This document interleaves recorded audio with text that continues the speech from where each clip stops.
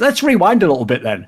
Let's do NaVi's side of the equation, right? For NaVi, if you remember, it feels like it was yesterday. They were beating Gambit 3-0 in the DreamHack final, and we could all say what is a familiar set of fucking sentences, which is, they finally done it. This is the NaVi I want to see. I think they're the number one team. Oh boy, I can't wait for the next tournament. And you know what? As usual, they also delivered a classic NaVi follow-up, which is after that, you always have to let everyone down. You always have to lose to a team way below your level.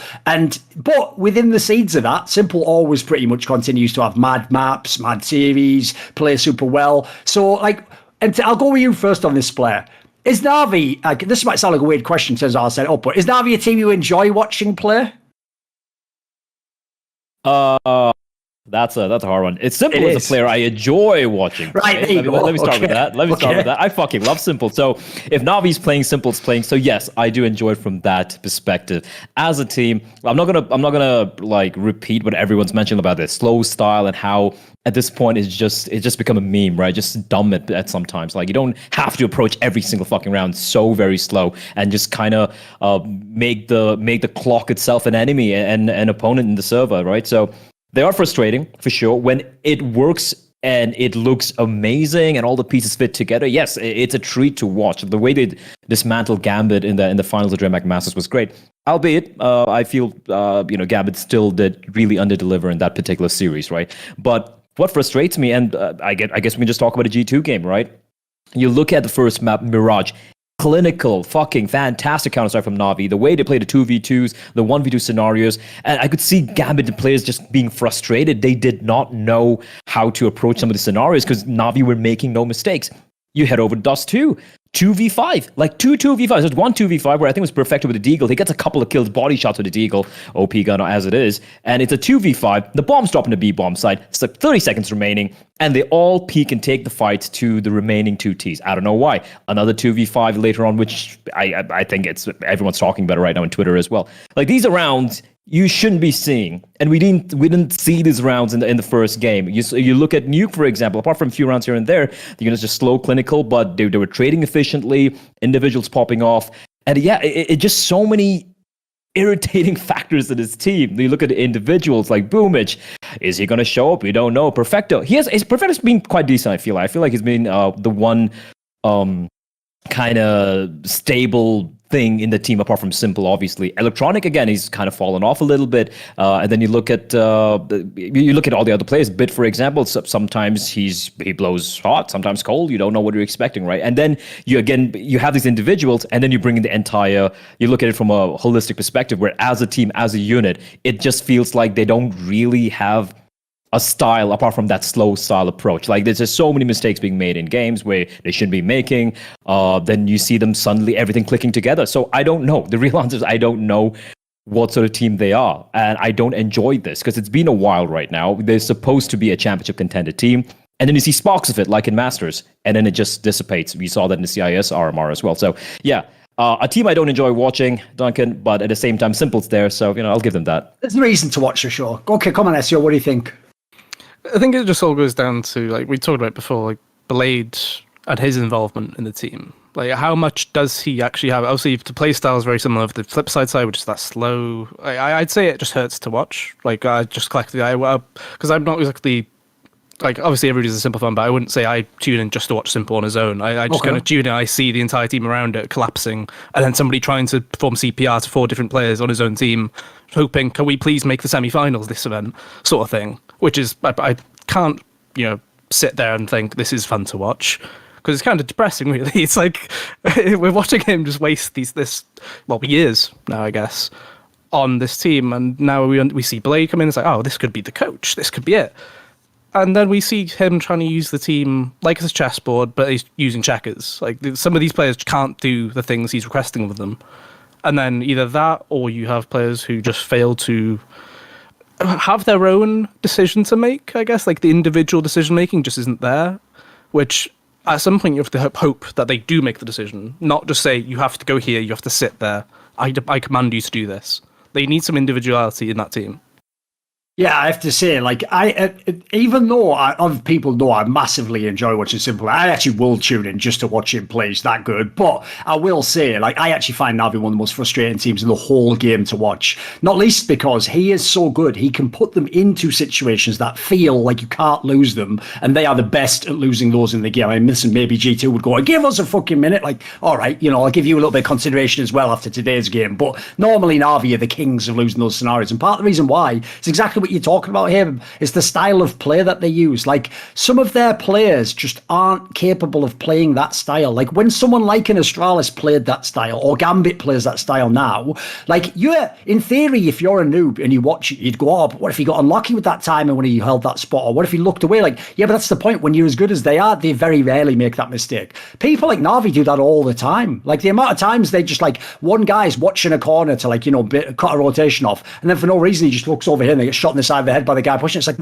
what's the communication here? Like, what structure allows for that? And bear in mind, technically, we're supposed to pretend Boomich is the real in-game leader. It's not Blade calling anything, despite the fact interviews suggest otherwise. One of the other reasons I can't believe that Boomich could be the IGL is because imagine this super slow chess approach to T-sides, but then the guy who's your IGL is the guy who half the fucking game plays with an MP9 and just rushes spots and jiggles them constantly. There's no way that individual is calling those rounds. Like, even when people used to criticize Zeus for running the clock down, Zeus used to run the clock down, and if he died, it was as a sacrificial element to get, like, into a site or to get some information. Like, it wasn't just like going for some streaky kill or something. Because I think the sad thing about Boomich is when they first got him in the team and Zeus was gone and they had the team for 2020, it would be him having one crazy half that actually would make them look at, wow, look at another X factor they've got. He can do what Flamey doesn't ever fucking do nowadays. But if you look at the team overall, like, what a flawed team. Even when they've had number one in the rankings and they've won events, it's just made me think, like, it's kind of hard to call them actually the best team, though. Like, listen, from the rankings, you have to if you have enough top places. That's just the way the system works. But if you want to say the best team, it's like I said about this match against G2. If you want to say a team in the context of, like, what a team represents, like, we play together, we understand what we're doing, the roles make sense. G2 is a far superior team to NaVi. It's just, what, G2 doesn't have fucking Simple. Simple is, like, the game breaker for any team, isn't he? So, as a result, like, I've always said this, I don't even blame him for losing some of these finals and semis. It's like he gets them into matches they have no business being in, and then they sometimes lose if he doesn't play, like, literally, like, hands down the best player in the whole world. So I find them a very frustrating team to watch. I think there's so much about them. Like, if you're a purist for CS, it's like, I don't know what they think they're doing, basically, because they stick with that style as well. You notice it doesn't matter through thick and thin, they go all the way to the end of games with that super slow style. They never switch it up, pretty much. And on the electronic point, because let's talk about some of the players now. You give us a little intro there, Blair, and I'll get some of SEO's thoughts. In terms of electronic as well, he is another player. I wish I'd remembered this from my video today about all the analysis desk, like, cliches that people spit out. Please stop telling me electronic's a top 5 player in the world. That is years ago. That is so old now. Half the players in fucking Valorant were still CSGO pros.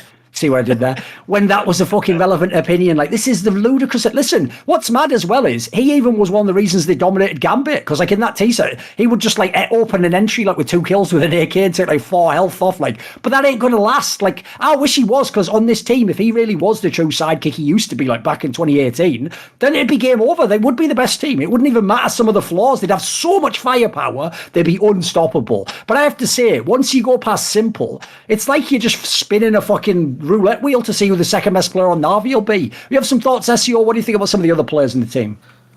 Yeah, I mean, going off the electronic point, obviously it's like all of his numbers are down as of the last, I'll say last year and a half, 2 years, right? If you go to 2019 as, like, the marking point of the end, and then from then onward, it's down about 5% on his HLC rate, let's say, about 10% impact-wise. But then if we consider, like, okay, there's still good numbers, right? It's like a 1.1. It's still very good numbers, but that's not your like top 5 player in the world level. Absolutely, like we're used to.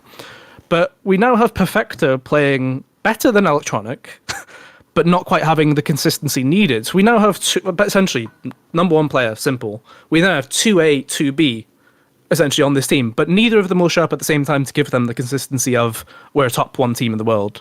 One of them will show up. You don't get both. And then obviously you have Boomich doing, like I said, basically inting down banana or sitting at sandbags getting naded, because he does that a lot. And then Bit is, like, again, a bit of a fluky one. Like, none of them seem to have the consistency factor, which is what we kind of herald every team that does reach number one and holds that spot. It's like, oh, even though they've not done well this tournament, they still made the semis though. Oh, that's fantastic. That's a great sign. NaVi, they sometimes bomb out 13th, 16th. Like, it's complete opposite of what you'd expect from a team that we'd consider to be top 5. Even though NaVi have been top 10 in the world for the past, I think it actually goes back to about 2016 or something, where some of the rankings keep them in there. Yeah. And it's just because they go first one event, 10th of the other. And it's like, well, you can't count them out, but you also can't count them in. You can't just say that all these players are good enough to do it. Like, they just aren't. What, any other players you want to highlight here, Blair? Or should we talk about Gambit some more? I mean, I feel like you just hit the nail right there with all the players there, right? Like you look at Bid, he's got the potential, he's got the aim, but again, like you said, there is absolutely no consistency coming on in. And you look at Electronics ratings, I'm actually taking a look at it right now, and it has been on a downtrend ever since 2018, 2017, right? It's been a gradual slide downhill, and he's not a terrible player by no means an imagination, but that other consistent force in that team. And I honestly feel like the older NaVi lineup, when you had the old guard there, I feel like that was potentially, I think I'd prefer that team. Sure, they won't have the peaks that this particular team has, but at least they had some reliable factors to work with. Yeah, they were a better team in terms of getting the sense of what makes up a team. Yeah, and that's what, for me, to be a great team, a good team, a top 5 team, that is the sort of team you look at Heroic, you look at Gambit, forget Gambit, right? They're kind of the outlier, but you look at Heroic, right? You look at G2, you look at all these teams, and what you're getting out of these teams. Any tournament they go in, top 4, top 6, top 6 is a disappointment for them. You look at NaVi, you're like, haha, they can win the tournament, or they just might shit the bed, come out bottom last. That is not a good team for me. I think we've just covered everything here. Obviously, it's tragic for Simple, but at one point they need to change something up. I don't necessarily think it has to be players or individually or just their approach. Because the way, I think you touched upon it, the point, Duncan, where it's how they have a super slow style, no matter what we're going to do with style. That's how teams sometimes scrim, right? Where the results don't really matter. You're like, yes, hey, we could win this round by just pushing on in, but no, we're going to stick to our protocols. That's how you scrim, and I feel like that's not a wrong thing to do. But in officials, and you play that same fucking thing, doesn't matter what the scenario is. At that point, either you're just too fucking stubborn or something else is going really wrong here. So yeah. Want to see more cool, funny, interesting clips based on topics from my content? Well, subscribe to this channel then, or, be a pleb and don't.